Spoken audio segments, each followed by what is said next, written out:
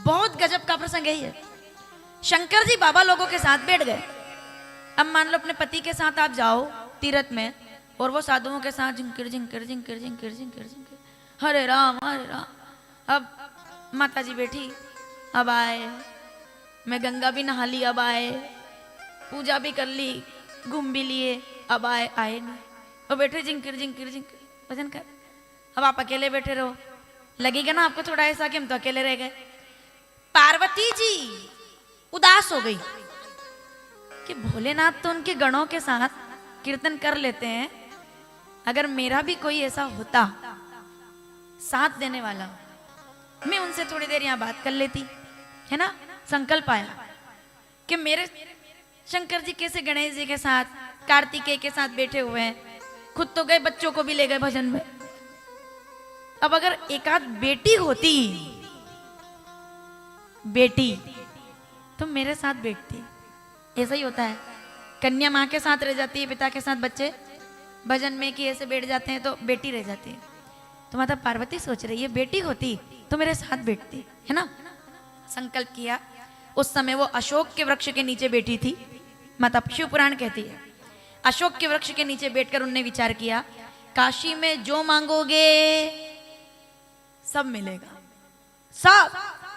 अब ये तो साक्षात जगदम्बा। शंकर जी ने सुन ली बात, बोले पार्वती शक्ति दुखी है और घर की शक्ति और पार्वती कभी दुखी नहीं होनी चाहिए। तो पार्वती जी को दुखी देखकर, सुंदरी तुम कौन हो? वो कन्या कहती है मैं अशोक सुंदरी हूं जो आपके साथ भजन के लिए आई हूं। सुनो बाप, 9 दिनों तक शंकर जी वहां भजन में बैठे बाबाओं के साथ, 9 दिनों तक। अब जब बेटी इनके सामने आई तो माता पार्वती खड़ी हो गई और तब उन्होंने अपनी बेटी के साथ ताली बजाओ। ऐसे थोड़ी, ये तो शंकर जी कर रहे हैं।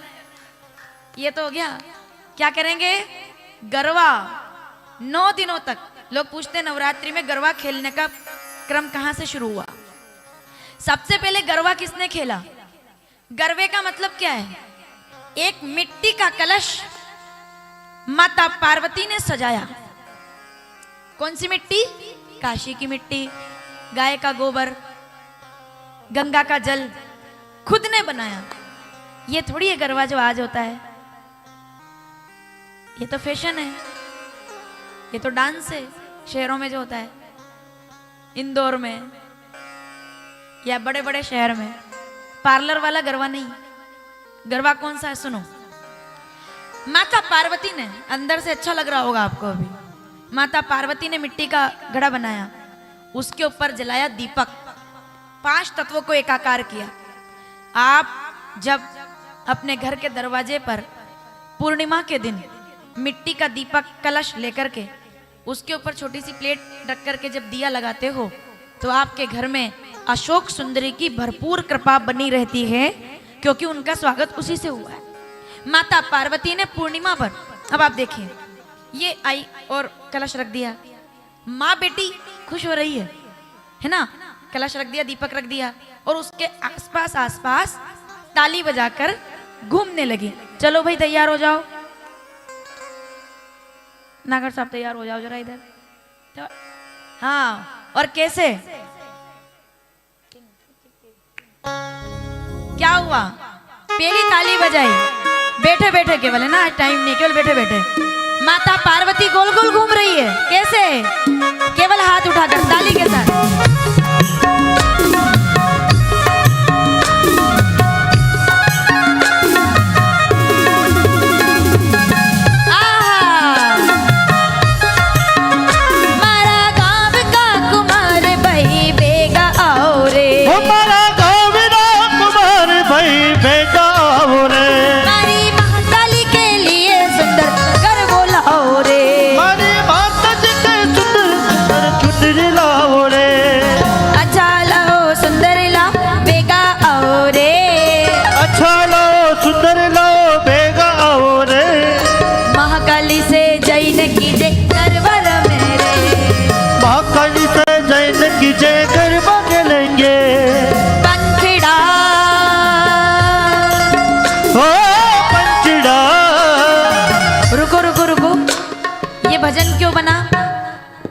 सुनो, अब वहां पे एक पक्षी आया। कौन है वो पक्षी? पक्षी आया, पक्षी ने देखा गरबा रमा जा रहा है, माँ बेटी दोनों नाच रहे हैं। सबसे पहला गरबा काशी में अशोक सुंदरी के साथ माता पार्वती ने खेला। गोल गोल घूमे तो शंकर जी का बुलावा आ गया, अपन भजन करने बैठो, इधर चलो चलो चलो चलो चलो चलो, अरे देर कर दी, तुरंत गुस्सा आ जाता है। शंकर जी ने कहा चलो चलते हैं। तो बुलाने कौन आया? काकभूषण जी महाराज। काकभूषण जी ने कहा बाबा जी तैयार है? काकभूषण जी तीनों काल में टाइम ट्रेवल करने वाले अगर कोई है तो वो काकभूषण जी है। इनके लिए समय की कोई मर्यादा नहीं है। टाइम ट्रेवल, अब टाइम ट्रेवल का मतलब आज की जनरेशन तो बहुत अच्छे समझेगी, जो एवेंजर्स देखता है उनको तो बहुत अच्छे समझ में आएगा, लेकिन सनातन से प्रारंभ हुआ है टाइम ट्रेवल, मतलब किसी भी टाइम में कहीं भी कोई भी जा सकता है। काकभूषण जी आए तो पार्वती जी ने कहा अब तक मैंने इंतजार किया है, अब भोलेनाथ से कहो वो प्रतीक्षा करे। क्यों? पंखीड़ा ए पक्षी जाओ, और शंकर जी से क्या कहना? पंखीड़ा तू उड़ने जा जे पावागढ़ रे, पंखीड़ा तू उड़ने जा जे पावागढ़ रे, बड़ी महाकाली के जैन की जय गरीबों के लेंगे, महाकाली से जैन की जय गरीबों के लेंगे।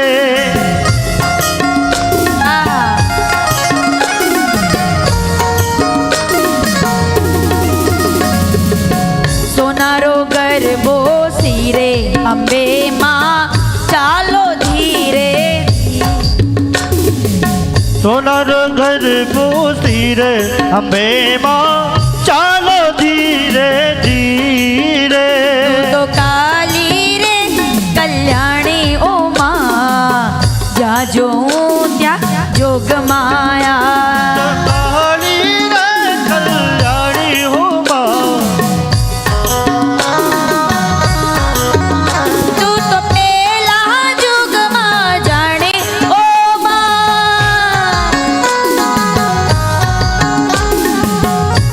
कौन? तू तो पहला जुग माँ जाने ओ माँ,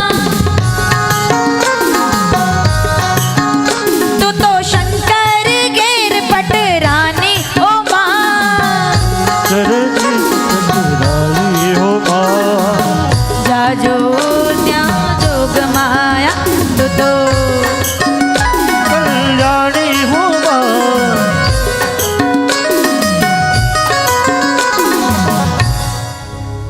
कितने लोगों को समझ में आ गया गरबे का मतलब?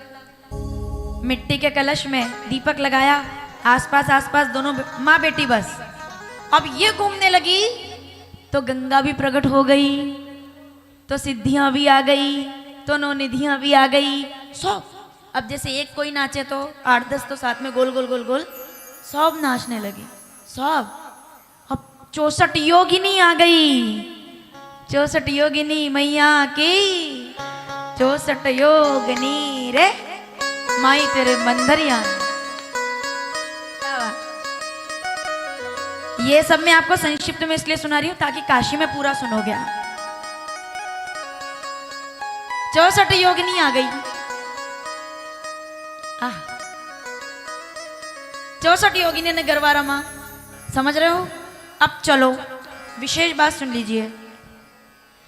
जब दोनों नाचने लगी तो माता पार्वती के आंखों से प्रेम के, करुणा के, ममता के, खुशी के 2 आंसू निकले। पार्वती जी कभी रोई नहीं। जिनका पति भोलेनाथ हो वो क्या रोएगी? पहली बार माता पार्वती के अश्रु बिंदु जमीन पर गिरे, और जहां धरती पर वो बूंद गिरी वहीं पर त्रिगुणम त्रिदलम त्रिगुणाकारम साक्षात ब्रह्मा विष्णु महेश के स्वरूप में तीनों ऊर्जाओं को एकत्रित करने वाले बिल्व पत्र का वृक्ष प्रकट हो गया। बोलिए जगदम्बे मात की। बिना प्रमाण के कुछ नहीं बोला जाएगा। रुद्राक्ष किसका आंसू है? शंकर भगवान का। रुद्राक्ष का जो स्वरूप है वो गर्म है, इसकी जिसको कहते हैं गुण गर्म है, इसलिए इसको दिल के पास रखते हैं तो बीपी ये हमें उष्णता देता है। इसका जो स्वरूप है वो गर्म है, समझते हो ना आप? गर्म मतलब इसकी जो तासीर मतलब इसका गुण गर्म है, ठीक है। जब आप दुख में होते हो, शंकर जी जब थोड़ा क्रोध में थे और उनकी आंख से आंसू गिरा था तो रुद्राक्ष प्रकट हुआ था, इसलिए वो गर्म है। आंसू दो तरह के होते हैं, एक आंसू होता है गर्म और एक आंसू होता है ठंडा। जल्दी बताओ, अब दुख में रोते हो तो कैसा आंसू आता है? और जब खुशी में या हवा की वजह से आंखों में से आंसू आए वो कैसा होता है? ठंडा होता है ना, ठंडा आंसू। दुख का आंसू गर्म इसलिए रुद्राक्ष है, और प्रसन्नता का आंसू ठंडा है, इसलिए बिल्व पत्र के वृक्ष को ठंडाई का सबसे बड़ा स्रोत माना गया है। बिना प्रमाण के नहीं है। भयंकर गर्मी के अंदर बिल्व फल का जूस अगर पी लिया जाए तो शांति मिल जाती है। बिलपत्र के पत्ते को, बिलपत्र को अगर पानी के कलश में डाल दिया जाए तो वो उसके दोष हर लेता है। बिलपत्र को 108 बार ओम नमः शिवाय बोल करके शंकर जी पर चढ़ाकर और उसको वापस ले जाकर अपने घर में अगर किसी को बुखार आ गया है उसके सिर पर आप छू देंगे, ओम त्र्यंबकम यजामहे सुगंधिम उर्वारुकमिव मृत्युर्मोक्षय। गोली अपना काम करेगी, दवाई अपना काम करेगी, पर वो बिल्वपत्र उसके बुखार को हर के और उसको शीतलता प्रदान कर देगा। ये परम आवश्यक बात है, क्योंकि और ये मैं फिर कह रही हूं उपाय नहीं हो, उपाय नहीं है, नहीं तो केवल ये कर लो और गोली ना खाओ, ये मैं कभी नहीं कहूंगी। सबका अपना अपना एक महत्व है। डॉक्टर का काम डॉक्टर ही करेगा, धर्म का काम धर्म ही करेगा। एक भरोसे नहीं केवल कि ये हो गया बस ये इससे हो जाएगा काम, ऐसा नहीं। अगर इससे सब हो जाता तो ईश्वर ने ही तो सब बनाया है ना। विज्ञान भी अपनी जगह जरूरी है। हमें चंद्रमा का ज्ञान था, लेकिन देश के विज्ञान ने चंद्रमा को हमारे करीब लाकर, विज्ञान ना होता तो ज्ञान ने बताया कि चंद्रमा वहां है और विज्ञान ने चंद्रमा तक पहुंचा दिया हमें। चंद्रयान 3 विज्ञान का रूप है, चंद्रमा ज्ञान का रूप है। हर चीज का अपना अपना बैलेंस है, हर चीज का अपना अपना महत्व है। तो बिलपत्र को अगर ग्रहण किया जाए निश्चित रूप से वो अनंत फलदायी है। उसका कारण क्या है? क्योंकि माता पार्वती के खुशी के आंसू से बिलपत्र का प्राकट्य हुआ, गर्वे से, इसलिए गरबा खेला जाता है। अब आजकल तो क्या, हालांकि इस विषय पर नहीं जाऊंगी मैं। गरबे का मतलब ये हो गया ना कि तैयार होके जाओ, गलत तो नहीं बोल रही हूँ, सज धज के जाओ, मेकअप करके जाओ, आधे आधे कपड़े पहन के जाओ। बाबूजी बहुत हालत खराब है शहरों में, तो बहुत विधर्मी भी आ जाते हैं वहाँ तिलक लगा लगा के। उनका मकसद ही यही रहता है कि बस नाचेंगे और 9 दिन में लव जिहाद, और क्या, यही कारण है। नहीं, ऐसा नहीं हो। गरबा अपनी बच्चियों को भी भेजो ना खेलने के लिए। पहले देखो, जिस मंडप में मिट्टी का कलश ना हो और उस बीच में दीपक ना हो, उसके आसपास अगर गरबा नहीं हो रहा है तो फिर वो गरबा नहीं माना जाता है। क्योंकि गरबे की 9 दिन तक पूजा होती है, मिट्टी रखी होती है। ज्वारा समझते हो? ज्वारा लगता है, अभी नवरात्रि आने वाली है। ज्वारे में ज्वारा मतलब, अब ज्वारा भी क्यों लगता है इस पे आगे चर्चा करेंगे। हर किसी के यहाँ भी नहीं होता, वो किसी के यहाँ इतना ही रह जाता है, वो किसी के यहाँ इतना हो जाता है, तो बताते फिरते हमारे तो इतने बड़े होते हैं, हमारे तो इतने बड़े। महत्व है, साधना है वो, है ना।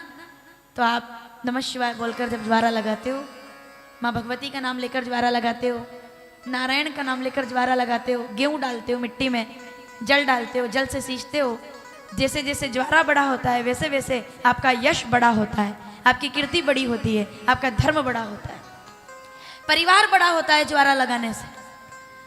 तो माँ भगवती गरबे के रूप में विराजमान हुई। दोनों पति पत्नी अशोक सुंदरी के साथ अब पधारे। और आप जानते हैं शिवलिंग में जो बीच वाली पंक्ति होती है उसी में अशोक सुंदरी को स्थान मिलता है। सब शिवलिंग में विराजमान है। 5 कन्याएं भी शंकर भगवान की गंगा पुत्री। चलो इनके विषय में अपन गंगा घाट पे सुन लेंगे क्या, है ना। 5 कन्याओं का अवतार आज हरिद्वार में सुनेंगे कि गंगा से 5 कन्या कैसे प्रकट हुई, वो वहां सुनेंगे। लेकिन यहां चलते हैं गणेश जी महाराज के प्राकट्य की ओर। सुखदेव जी महाराज की परम तपस्थली पर सर्वप्रथम उनके अवतार को सुनते हुए भोलेनाथ माता पार्वती को लेकर आए। माता पार्वती थोड़ी जल्दी आ गई। ताला खोलने वाला पहले आता है, माता है चाबी लेकर पहले दौड़ के। तो पहले पार्वती जी आई, शंकर जी थोड़े से पीछे रह गए। अब पार्वती जी आई तो जैसे अम्मा का ताला है, दरवाजे का ही ठिकाने नहीं है। ताला तो दूर की बात है, दुनिया में सब कुछ देने वाले के घर में ताले ही नहीं है। हम तो थोड़ा भी निकले तो भले ही कुछ नहीं हो, खाली अटैची हो, तो भी ट्रेन में बस में, है ना। पार्वती जी पहले आ गई बच्चों को लेकर के सबको। अब ये आई तो तभी शंकर जी आने में विलंब हो गए और तभी कोई और आ गया। बताओ कौन आया। गुरु जी ने चक्कर लगा दिया इधर।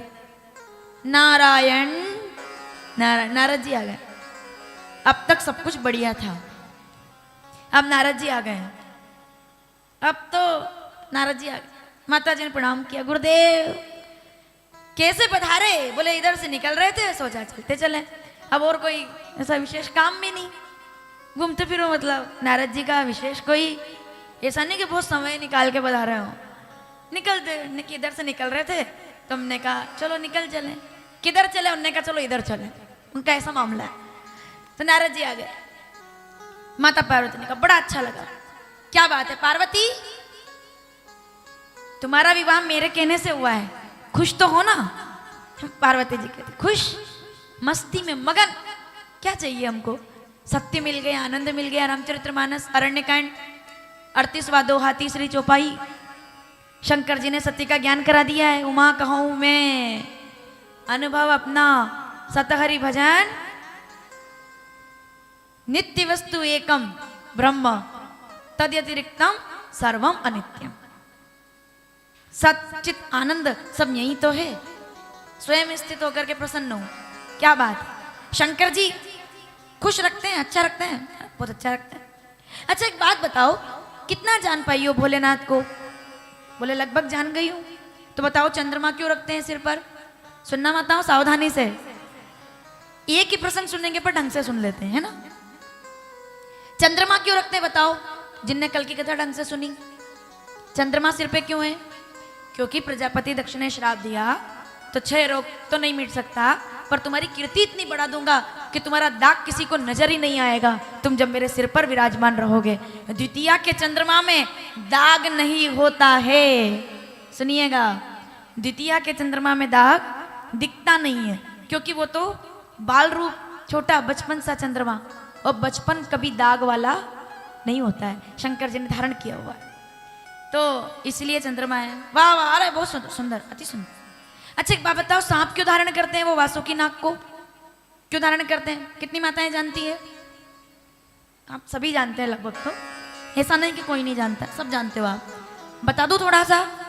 एक बार शंकर भगवान माता पार्वती सृष्टि प्रलय काल के बाद, प्रारंभ में विवाह के बाद, और ये एक बार का विवाह नहीं, अनगणित, इसमें भेद मत करना, कितने कल्प।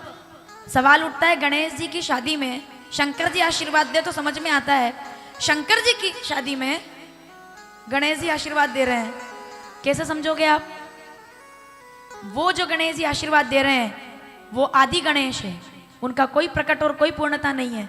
और जो गणेश जी की शादी में शंकर जी आशीर्वाद दे रहे हैं वो विनायक गणेश है। कौन से गणेश, जो पार्वती जी ने बनाए। गणेश भी कई है, ढंग से समझोगे तो समझ में आएगा। प्रधानमंत्री किसी व्यक्ति का नाम है क्या, मुख्यमंत्री किसी व्यक्ति का नाम है क्या, तो गणेश भी किसी एक रूप का नाम नहीं था केवल, आदि गणेश। यानी कि जो गणानंत गणपति गुम वाम है, विघ्नेश्वराय वरदाय सुरप्रियाय जो है, आदि काल से जो प्रकट है ब्रह्म वो गणेश। तो ऐसे ही आदि काल में आदिनाथ आदि योगी भोलेनाथ अपनी पत्नी को लेकर के एक बार आए हैं बैकुंठ में नारायण भगवान के पास प्रणाम करने। सब ठीक हुआ, शंकर जी जब जाने लगे तो शंकर जी ने जाते जाते नारायण भगवान से कहा बैकुंठ में, प्रभु मैं तो आपके द्वार में आ गया, अब आप भी मेरे घर आइएगा। ये लोक व्यवहार है ना, क्या ना साहब, अरे आप भी आओ कभी, अपन बोलते हैं। शंकर जी ने बोला, बोले मैं आया हूं ना, अब आप भी मेरे घर आना। अब एक बात ईमानदारी से बताओ, चलो नारायण भगवान से कहा कि आप भी आना। नारायण भगवान ने साफ मना कर दिया, मैं आपके लोक में पैर नहीं रखूंगा। बहुत ध्यान से सुनना, आनंद आएगा। साफ इनकार, मतलब थोड़ा बहुत मन भी नहीं रखा कि बाद में आ जाएंगे, कि हो जब टाइम मिलेगा जब देख लेंगे, बनाएंगे प्रोग्राम। हाँ, साफ इनकार, नहीं भैया मैं तुम्हारे लोक में पैर थोड़ी रखूंगा, मैं तो आऊंगा ही नहीं। शंकर जी ने कहा मैं बैकुंठ आ सकता हूं, आप मेरे लोक में पांव क्यों नहीं रखोगे? बोले नहीं, मैं पांव नहीं रखूंगा, मैं आपके लोक में पैर नहीं रखूंगा। शंकर जी तो बड़े हो गए, उन्होंने कहा मेरे लोक में क्यों नहीं आओगे? अब सब बताइए जितने लोग पंडाल में बैठे हैं, नारायण भगवान का लोक कौन सा है? जल्दी, बैकुंठ है ना, बैकुंठ। और शंकर जी का लोक कौन सा है? मृत्युलोक, वो मृत्युलोक के देवता हैं। ब्रह्मलोक के ब्रह्मा, साकेत के राम, गोलोक के गोविंद, भगवान हमारे गोलोक के गोविंद। शंकर जी कहाँ के देवता हैं? मृत्युलोक के। नारायण भगवान साफ मना कर गए, बोले मैं तुम्हारे लोक में पाँव नहीं रखूंगा। शंकर जी ने कहा बताओ तो सही, क्यों नहीं रखोगे, क्यों नहीं आओगे, धरती पर पैर क्यों नहीं रखोगे? तो भगवान कहते कैसी बात करते हो आप मेरे इष्ट हो, मैं आपके लोक पर कैसे आ सकता हूँ? बोले क्यों? क्योंकि धरती पर ब्रह्मा जी ने जो पृथ्वी बनाई है उसमें एक बात आप अच्छे से शायद नहीं पता आपको। बोले क्या? बोले धरती के कंकर कंकर में मैं धरती पर नहीं आऊंगा, वरना मेरे इष्ट का अपमान हो जाएगा। क्योंकि धरती के कंकर कंकर में शंकर विराजमान रहते हैं। अगर मैं धरती पर पैर रख दूंगा तो पता नहीं कौन सा शिवलिंग पर पैर रखा गया, कौन से पत्थर पे पैर रखा गया, तो मेरे तो इष्ट मुझसे रूठ जाएंगे। आप तो मेरे इष्ट हो। कल बड़े गुरु जी ने कहा ना कि शिवजी नारायण को पूछते हैं और नारायण भगवान कमल लेकर के और शिवजी की आराधना करते। रामेश्वरम में देख लो आप, ठीक। तो ये दोनों परस्पर इष्ट हैं एक दूसरे के। कथा समझ में आ रही है क्या हो रहा है? साफ मना कर दिया, बोले पैर नहीं रखूंगा मैं धरती पे। शंकर जी कहते अरे कुछ तो उपाय करना पड़ेगा, कुछ तो ऐसा रास्ता निकालो कि धरती पर आओ और पैर भी ना रखने पड़े। तो शंकर जी ने कहा उसका एक ही उपाय है, आना तो आपको पड़ेगा। तो नारायण भगवान कहते हैं तो ठीक है आऊंगा, पर पैर नहीं पड़ने दूंगा, क्योंकि पैर होगा ही नहीं तो पड़ेगा कहां से। तो मैं ऐसा रूप बनाऊं कि जिसमें पैर ना हो और पूरी धरती पर दौड़ता फिरूं और जब चाहूं तब आपसे लिपट जाऊं। अब मुझे तो याद नहीं आ रहा कि ऐसा कौन होगा जो दिन भर भागा भागा फिरे और जब चाहे शंकर जी से लिपट जाए। तो क्या बनेंगे आप? और तभी नारायण भगवान ने वासुकी नाग का रूप धारण कर लिया। बोलिए नारायण भगवान की। अब सुनो मजे की बात, वासुकी नाग के रूप में जैसे ही प्रकट हुए रेंगने लगे ना ऐसे, शंकर जी ने कहा नहीं, मेरे नारायण ने मेरे लिए नाग का रूप रखा है, मैं धरती पर आपको नहीं रहने दूंगा। उठाया और लपेटकर अपने गले का हार बना करके सुशोभित कर लिया। शंकर भगवान के गले में जो है वो और कोई नहीं, नारायण भगवान वासुकी स्वरूप में विराजमान है। क्या दिक्कत है? प्रमाण की बात है, साक्षात वासुकी नाग है वो। ब्रह्मा विष्णु सदा शिव, गाओ। स्वामी जानत प्रणवाक्षर के वासुकी ब्रह्मा विष्णु महेश येती ओम हर। ये आखिरी वाली जो अंतिम पंक्ति है वो थोड़ा भाव से बोलना है। ओम हर। शंकर जी की आरती में तीनों देवता की आरती आती है। जय जगदीश हरे में जगदीश जी की आरती आती है। श्री रामचंद्र कृपाल भजन मन में राम जी की आरती आती है। अपने ये सांवरिया सेठ की आरती आरती कुंज बिहारी की केवल कन्हैया जी की आरती आती है। जगदम्बा की आरती में जय अम्बे गौरी भगवती की आरती आती है। सत्यनारायण भगवान की आरती में जब गाते हैं सत्यनारायण जी की आरती केवल सत्यनारायण भगवान की आरती आती है। लेकिन एक केवल शंकर भगवान ऐसे हैं एक आरती गाओगे तीनों देवता की आरती अपने आप हो जाएगी। एकानन चतुरानन पंचानन अक्षमाला मुंडमाला कैसे सब एक साथ सबकी आरती तीनों की एक साथ। इसीलिए क्योंकि शिव ही ब्रह्मा है शिव ही विष्णु है शिव ही शिव है। वासुकी नाग जो गले में है साक्षात नारायण का स्वरूप है। प्रसन्न हो गए तो माता पार्वती ये कथा सुना रही है कि वासुकी नाग नारायण है। अच्छा अच्छा तो अब ये बताओ गला नीला क्यों है? बोले जहर पी गए थे विष जहर पी गए। तो लोगों को लगता है शंकर जी भांग पीते हैं। किनको लगता है? नशेड़ियों को। उनको बहाना चाहिए। लेके शंकर जी की बूटी अखियां खुल गई निंदिया टूटी। कितना भ्रम कितनी भ्रांति हमारे धर्म को गिराने के लिए। भांग पियोगे तो शंकर जी के भगत हो जाओगे माना चलो मान लेती हूं। भांग पियोगे तो शंकर जी के भगत हो जाओगे। नशा करोगे तो शंकर जी के भगत हो जाओगे। तो थोड़ा सा गला भी नीला कर लो। जहर भी तो चख के देखो पता चलेगा कि क्या है। समझ रहे हो ना? शंकर जी ने मैं YouTube पर लाइव चल रहा है। किसी भी पुराण में किसी भी शास्त्र में मैं इस बात का खंडन करती हूं कि शंकर जी ने कभी भी कोई नशा किया है। शंकर जी ने केवल राम नाम का नशा किया है उसके अलावा कोई नशा नहीं किया है। बंद करो ये गाने जो वीडियो में दिखाई जा रहे हैं कि भोला भांग तुम्हारी मैं तो घोट घोट के हारी। अपना भाव है। एक दिनों की बात हो तो घोटू रोज ना घोटी जाए। जब शंकर जी को इसके अलावा कोई काम ही नहीं था। कमाल कर रहे हो। भांग थोड़ी सी भंगिया पी लो ऐसे ऐसे गाने आ रहे हैं। शिव पुराण कथाओं में भी शंकर जी नाच रहे हैं एकदम। हमको क्योंकि ज्यादा पब्लिक बुलानी थी हमने ये क्यों शुरू कर दिया। नहीं मतलब मैं क्षमा चाहूंगी इस बात के लिए। हमने झांकियां शुरू कर दी। शंकर जी नाचेंगे क्यों नाचेंगे? मैं हमारे सनातन के जितने शंकराचार्य जी महाराज है उनसे निवेदन करती हूँ एक अल्टीमेटम निकाल दिया जाए।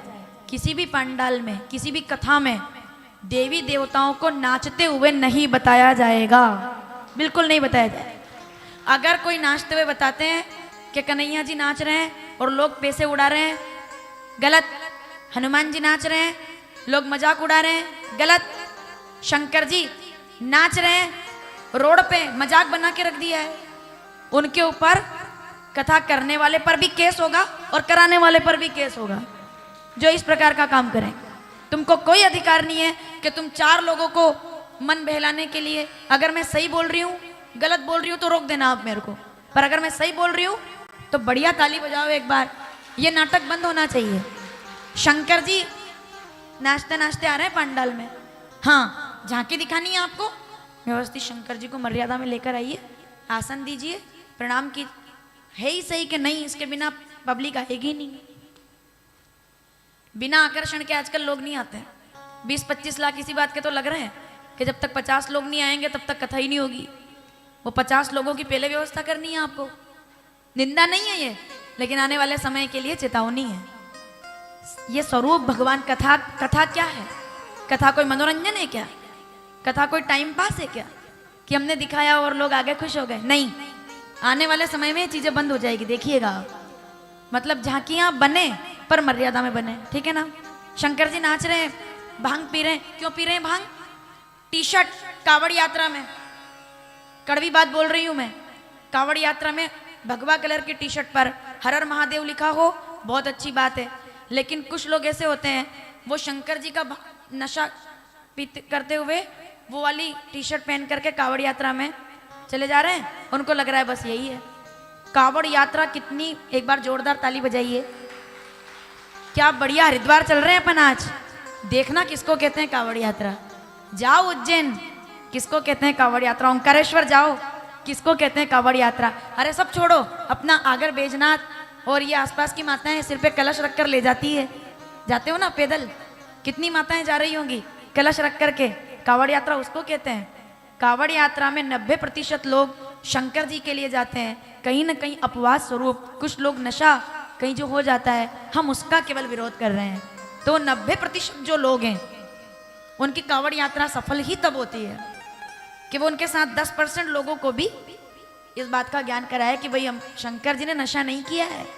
गलत, किसी पुराण में नहीं लिखा है, शिव पुराण में तो बिल्कुल नहीं है कि शंकर जी नशा करके आओ भगत, ऐसा कुछ ये नहीं था। राम राम राम बिना प्रमाण के थोड़ी बोल रही हूं मैं। रामचरितमानस अयोध्या कांड 136वां दोहा, पहली चौपाई। राम ही केवल प्रेम पियारा, जान ले जो जाननी हारा। और जानने वाला कौन है? शंकर भगवान, साक्षात भोलेनाथ। चिदानंदमय देह तुम्हारी, रामचरितमानस अयोध्या कांड 126वां दोहा, ठीक तीसरी चौपाई पढ़ लो। चिदानंदमय देह तुम्हारी, चिदानंद, शिवोहम शिवोहम। नशे का विरोध कीजिए, वही वास्तविक अर्थ है इसका, वास्तविक। तो वापिस आते हैं, चलो। बोले गला नीला क्यों है? बोले जहर पी गए थे, अमृत देवताओं ने पी लिया, ये जहर पी गए थे। अच्छा, सब ठीक है। तो बताओ पार्वती, माला जो मुंडों की है वो मुंड किसके हैं? अब ये हो गई शुरुआत। पार्वती जी चुप, क्योंकि ना तो पूछा ना बताया। मुंड किसके हैं? पार्वती जी कहती है ये बात तो कभी निकली नहीं, मैंने कभी पूछा भी नहीं, उनने खुद बताया भी नहीं, बाकी सब तो खुद बताया, ये नहीं बताया। नारद जी कहते हैं चलो कोई बात नहीं, इस बात को लेकर के लड़ना मत। नारायण नारायण, प्रेम से बता दे तो पूछ लेना। अब इसका मतलब क्या था? अच्छा भला सब चल रहा था मामला, नारद जी का जाना हुआ और शंकर जी का आना हुआ। जैसे ही आए भोलेनाथ राम राम, तो पार्वती जी का दिमाग तो उधर लग गया। बोले मुंड किसके हैं जिसको गले से लगा के घूमते हैं? इतना किससे प्रेम है जिसको गले से इतना लगा के घूमते हैं कि बिल्कुल नहीं छोड़ते? ऐसा कौन है? किसके मुंड होंगे, किसके मुंड होंगे? सोचने में पता ही नहीं चला, भोलेनाथ कब आके बैठ गए। पार्वती, उमा, अरे ओ गोरा, वो ध्यान टूटा, अरे स्वामी आप आ गए, क्या हुआ, खोई हुई हो? बोले नहीं सब ठीक है। तुरंत समझ गए भोलेनाथ। बोले कोई आया था क्या? तो बोले नहीं कोई नहीं आया। शंकर जी ने कहा डायरेक्ट पूछता हूं, गुरु जी कब आए थे? बोले अभी तो गए। बोले हाँ, उनके जाने के बाद कई है मामला है, अभी तक बढ़िया चल रहा था सब। नारद जी आके गए, मतलब 2-4 दिन तक तो भोजन। हाँ तो क्या बात है बताओ? बोले कुछ नहीं हो भोलेनाथ, थोड़ा सा अपनी भाषा में बात करें। बोले कुछ नहीं हो भोलेनाथ, अब सब ठीक है। वो तो अरे तो हुआ क्या है बताओ तो। हे भोलेनाथ, आपने मुझे बताया चंद्रमा क्यों पहनते हो? बोले हाँ जी। गला नीला क्यों है? बोले हाँ जी। वासुकी नाग महाराज? हाँ जी। गंगा कब आई? कल बताया। मुंड किसके पहने हैं आपने? ये भी तक आपने मुझे नहीं बताया। उन्होंने कहा अच्छा ये तुमको नारद जी ने बताया होगा कि मैंने नहीं बताया। बोले नहीं हम तो खाली बात कर रहे थे ऐसे ही, मैं तो पूछ रही हूँ किसके मुंड है। शंकर जी ने कहा देखो मैं तुमको एक बात बताता हूँ, मैं तुमको राम कथा सुनाता हूँ, आंख बंद करके बैठो, बढ़िया राम कथा सुनो। उन्होंने कहा हाँ राम कथा बाद में सुन लूंगा मैं, लेकिन पहले आप मुझे बताइए मुंड किसके हैं प्रभु? शंकर जी टाल रहे हैं। बोले चलो बताओ और क्या दर्शन करके आए अपन? बोले सब कर लिए दर्शन, तो मुंड किसके हैं वो बताओ। शंकर जी कहते रहने दो ना, इस सत्य से तुमको दुख होगा। कई बार पति अपनी पत्नी से छुपाव रखते हैं। सुनिएगा ध्यान से, छुपाव रखते हैं इसलिए नहीं रखते कि वो पत्नी से छुपाना चाहते हैं, पर कुछ सच वो अपनी पत्नी से ऐसे छुपा लेते हैं जिसको जानने से पत्नी को दुख होगा। कई बार पति ऐसा सच छुपा लेते हैं। किस तरह का? कि जैसे दुकान पर कोई हल्का फुल्का नुकसान हो गया है, सब बात पत्नी को, चाहे पत्नी कितनी प्यारी हो हर भेद बताना, क्योंकि आप तो सरवाइव कर लोगे लेकिन पत्नी नहीं समझ पाती। आप कहोगे आज थोड़ा नुकसान हो गया, वो घबरा जाएगी। हर चीज का अपना महत्व है। कभी कभी पत्नी से झूठ बोलना पड़ता है, ऐसा झूठ जो पत्नी को दुखी कर दे उसको पाप कहते हैं, पर ऐसा झूठ जो पत्नी को दुखी ना करने के लिए बोला गया हो उसको शंकर भगवान की भाषा में धर्म कहा गया है। कि कभी कभी धर्म के लिए बोला हुआ झूठ भी धर्म बन जाता है। बिना प्रमाण के थोड़ी बोलूंगी मैं। श्रीमद् भगवत गीता, क्या बात है, अद्भुत गीता। और ये पुराण पढ़ लो आप, हर बात का सार है इसके अंदर। कभी कभी अब ये बात किसने बोली होगी? आप प्रसंग अपना आज थोड़ा सा चलना है, हरिद्वार वरना। उनने कहा, बोले खुद को भगवान कहते हो और छल करते हो, क्या किया तुमने? ये जयद्रथ का वध करवा दिया सूरज को छुपा करके। सोचो सोचो कौन बोल रहा है? मामा जी बोल रहे हैं गोविंद से, शकुनी। बोले अपने आप को भगवान कहते हो और छल करते हो। तो भगवान ने एक बहुत प्यारी बात कही थी, धर्म के लिए किया हुआ छल भी धर्म ही होता है मामा जी। धर्म की रक्षा के लिए किया हुआ छल भी धर्म ही होता है। कभी कभी पत्नी दुखी ना हो जाए इसके लिए पति को झूठ बोलना पड़ता है। कभी कभी इसका मतलब ये नहीं है कि लाइसेंस मिल जाए आपको, ढंग से समझाना पड़ता है। तो सब बात नहीं तो पत्नियां दुखी हो जाए और कि और बोल दिया, शिव पुराण से बताते थे वो भी नहीं बताते। अब मेरी बात समझ में आ रही है आपको? पति कभी कभी कुछ बातें पत्नी को इसलिए नहीं बताते क्योंकि वो अपनी पत्नी को दुखी नहीं करना चाहते हैं। तो शंकर जी कहते हैं जाने दो ना, क्या है, क्या दिक्कत है, रहना दो। कृष्ण ने भी तो यही सिखाया है।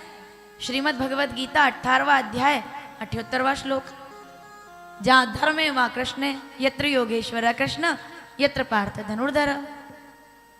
बहुत सीधी सी बात है। तो हमारे भगवान ने भी, महाभारत पूरी हो गई, धर्म क्षेत्रे कुरुक्षेत्रे, आपके पास में ही हस्तिनापुर है। यहाँ हमारे कुछ लोग दर्शन करके आए है ना। हस्तिनापुर की भूमि है यहाँ से 60 किलोमीटर केवल बस, जहाँ आज भी निशान है। किस बात के? उस बात के जो टीवी में आपने महाभारत देखी है। और जब वो सुनते हो आप, सुनना है 2 मिनट केवल जल्दी से। एक युद्ध जो हुआ तो 17-18 दिनों के लिए, लेकिन एक युद्ध ने पूरी की पूरी कहानी बदल दी। महाभारत कथा, अधर्म पर धर्म की कथा सुनोगे? चलो चलते हैं, आनंद आएगा आपको, विश्वास है मेरा। कैसी कथा? इसका कारण क्या है? रामचरितमानस लगभग सबके घर में है। रामायण का रामचरितमानस सबके घर में है। अच्छा, गर्दन भी सोच सोच के हिला रहा है। बोला वो, फिर धीरे से पूछ रही कौन सी? बोलो लाल कपड़े में रखी तो है मंदिर में। रामचरितमानस सबके घर में है, बहुत अच्छा। अब जितने लोग गर्दन हिला रहे हैं ना, मेरे तीसरे सवाल पे पूरी ढंग से गर्दन हिलाना, क्योंकि फंस गए हो आप। मेरे सुनो, जाल में फंसे हो आप। रामचरितमानस सबके घर में है। गीता जी लगभग पुराण अपन घर में रखते हैं। कहते हैं रामचरितमानस को घर में पढ़ने से शांति आती है, गीता जी को घर में रखने से ज्ञान आता है। महाभारत कितने लोग पढ़ते हैं घर में? कोई नहीं पढ़ता, क्यों भाई? क्या दिक्कत हो गई महाभारत से? बताओ। तो टाइम कम है लेकिन जल्दी बोल रही, बताओ क्या दिक्कत हो गई महाभारत से? क्योंकि घर में रखते हैं तो लड़ाई होती है ना, अशांति होती है, लड़ाई होती है। अब 1 मिनट के लिए भी नजर मत हटाना यहां से, आनंद आ जाएगा आपको। अब फिर सवाल कर रही हूं मैं आपसे, महाभारत तो किसी के घर में नहीं है ना? अब देखो आप, रामचरितमानस सबके घर में रखी है, पर क्या रामचरितमानस चल रही है? बेटा राम जैसा, सास कौशल्या जैसी, पिता दशरथ जैसा, भाई भरत जैसा, क्या ऐसी रामचरितमानस चल रही है? रखी है, पर चल रही है? गीता जी घर में रखी है, पर क्या उतना आदेश, उतनी आज्ञा, उतना ज्ञान, सब 18 अध्याय का ज्ञान जो है वो चल रहा है? नहीं चल रहा है। महाभारत, अरे गड़बड़ मत करो, मैं तो ये पूछ रही हूं रखी है क्या? अरे सुनो तो सही, कहां जा रहे हो? सुनो, फिर पूछूं, रामायण कितने लोगों के घर में रखी है? अरे हाथ उठाओ फटाफट जल्दी ऐसे। अब ईमानदारी से तीर्थ में बैठे हो, झूठ मत बोलना, हाथ ऊपर रखो। रामायण किसके घर में है? किसके घर में चल रही है? नहीं चल रही तो हाथ नीचे कर लो, वहां से क्या हाथ हिला रहे हो? सुनो देखो, मैं जैसे कर रही हूं वैसा करो। रामायण किसके घर में है? कितनों के घर में चल रही है? गीता जी कितनों के घर में है? कितनों के घर में चल रही है? महाभारत कितनों के घर में है? अब अगला सवाल सुनना, कितनों के घर में चल रही है? कहानी बदल गई पूरी। क्यों? शुरू करो भाई, हरिद्वार जाना है। उधर क्या देख रहा है? इधर देखो।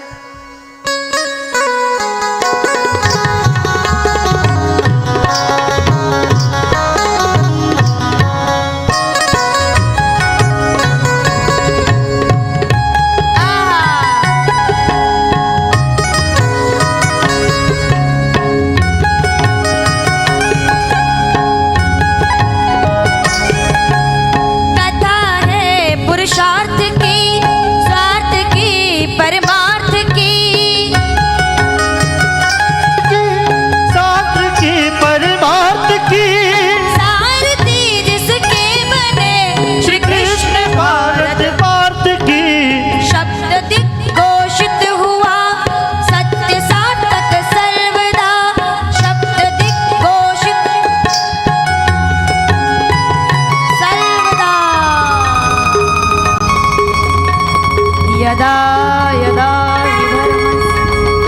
ग्लानिर्भवति भारते अभ्युत्थानमधर्मस्य तदात्मानं सृजाम्यहं परित्राणाय साधूनां विनाशाय च दुष्कृतां धर्म संस्थापनार्थाय संभवामि।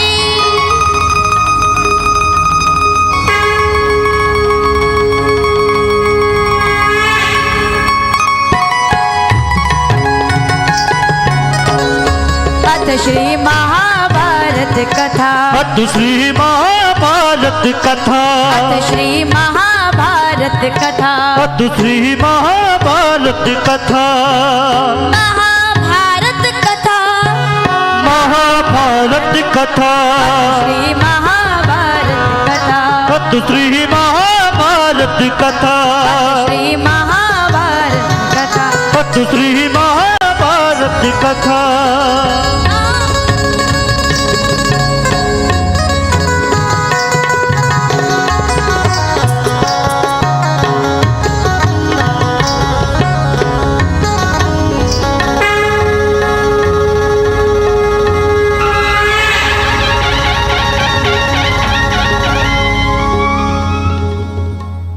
वैसे ही बिगुल बजा हुआ है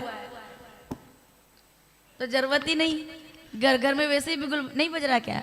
यहाँ भले ही कितने गर्दन हिला दो आप, पर मन की मन में सब जानते हैं यही चल रहा है। और क्या चल रहा है? बड़ा मामला गड़बड़ है, यही संसार है। पर एक बात बोलूं, इसी में आनंद है, चलने दो। मैं तो इस चक्कर में पड़ती नहीं हूं अब मत करो कि प्रेम से रहो कि ढंग से रहो। हाँ, जो चल रहा है चलने दो, पर भगवान का भजन भी करो और कोशिश करो कि उतना ना चले जितना नहीं होना चाहिए। चले ना, थोड़ा थोड़ा सबके घर में चलेगा, चलने दो। बस दरवाजे के बाहर नहीं जानी चाहिए आवाज, सबसे बड़ी बात ये है। घर में है ना, बात कर लो। चलो इस पे आगे काशिम बात करेंगे। फिलहाल तो धर्म के लिए कन्हैया जी ने हमारे बहुत प्यारी बातें बताई। तो शंकर जी ने कहा धर्म मेरा कहता है मेरी पत्नी दुखी हो जाएगी तो रहने दो पार्वती, आज आज नहीं बताता हूँ।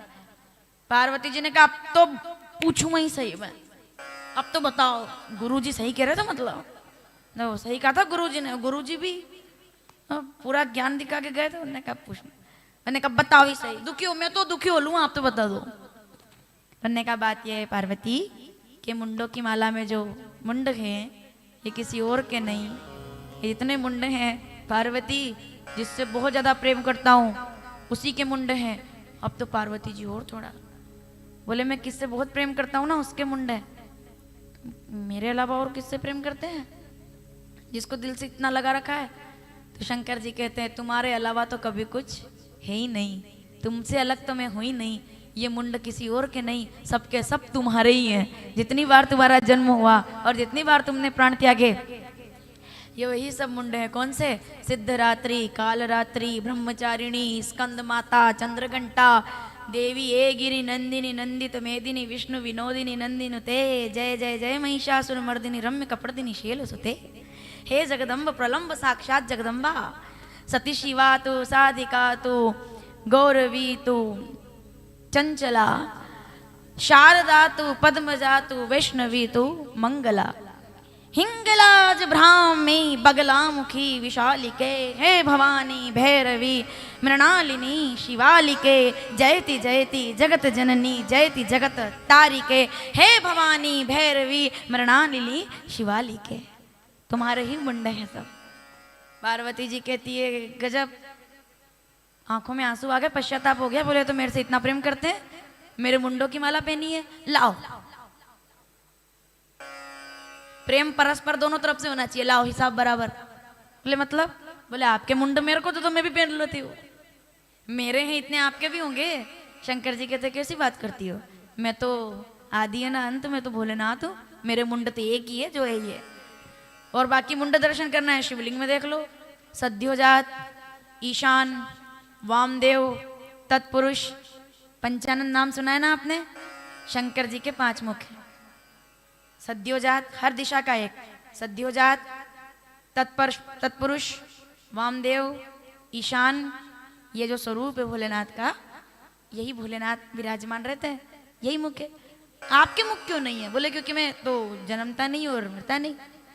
तो फिर मैं क्यों मरती हूँ बार बार? नहीं, अब इसके बाद ऐसा नहीं होना चाहिए, इसलिए पार्वती के बाद फिर दूसरा स्वरूप जगदम्बा ने धारण नहीं किया। मुझे भी अमर कर दो आप। बोले अमर कथा सुननी पड़ेगी। ये आ गए अमरनाथ की गुफा में।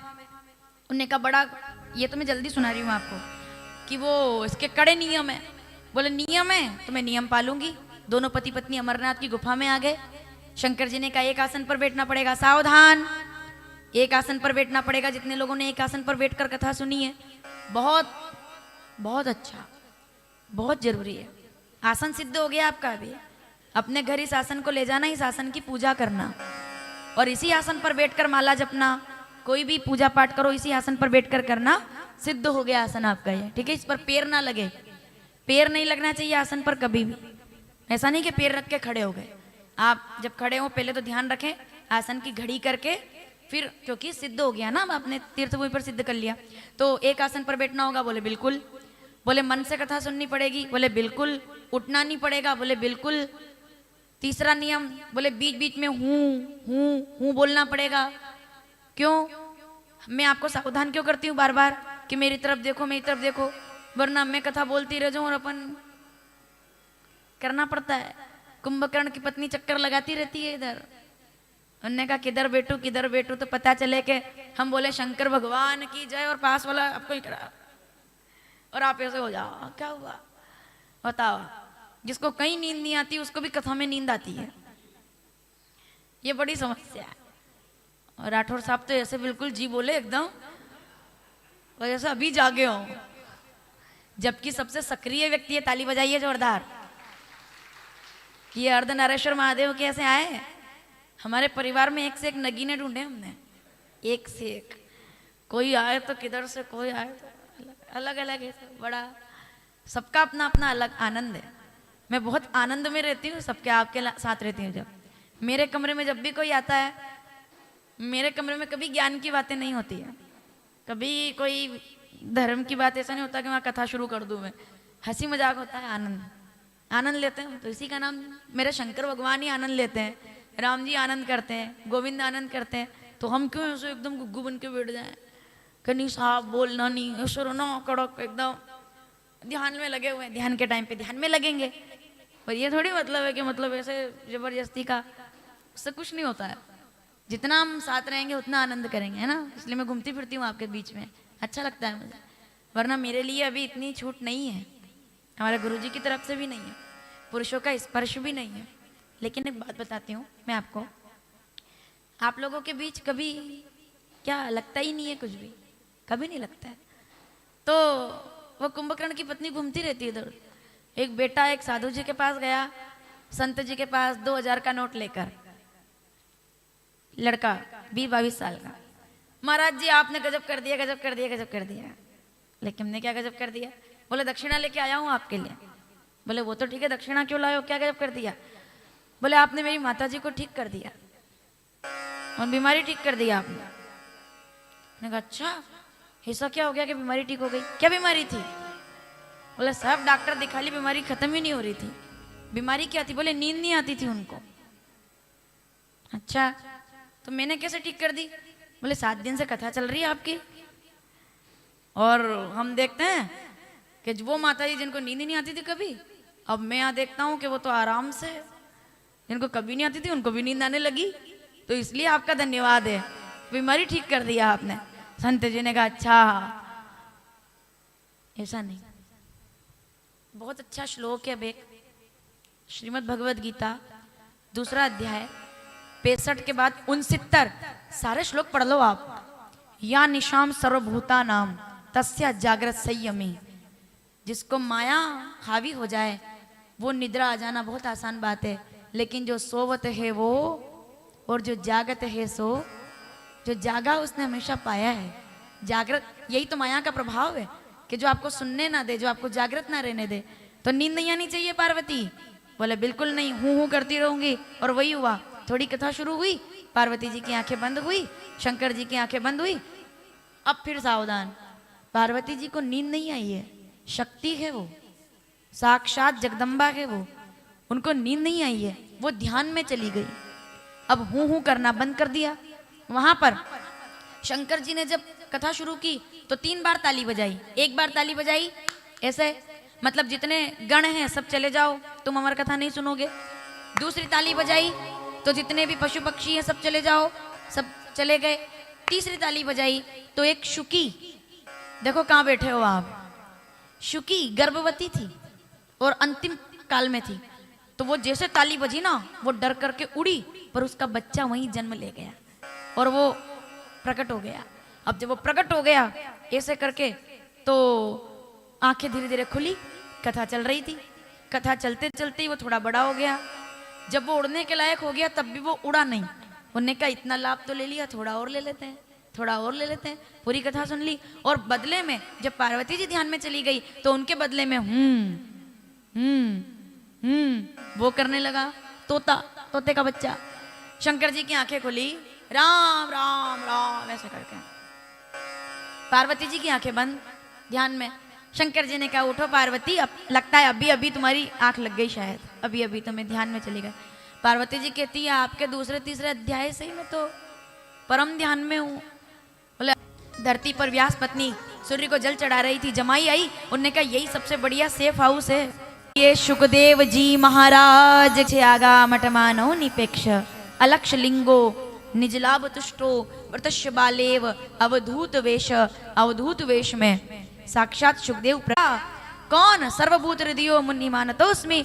चल दिए जंगलों में और जंगलों से सब ज्ञान प्राप्त करके अपने पिता व्यास जी से भागवत का ज्ञान लेकर के और राजा परीक्षित को शुक्ताल के तीर्थ में आकर के मुक्त करने के लिए बाबा यहाँ विराजमान हो गए। 7 दिनों तक बैठे रहे, गंगा बहती रही, कथा चलती रही। ऐसे सुखदेव जी प्रकट हुए।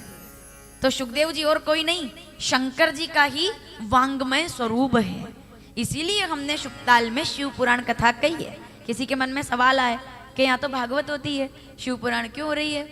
2 जवाब है। एक तो वटवृक्ष है और वटवृक्ष में भोलेनाथ का निवास है, बटेश्वर महादेव। दूसरा, आप जो वटवृक्ष को धोती पहनाते हो, है ना, किसको जाती है वो धोती? किसको जाती है वो धोती?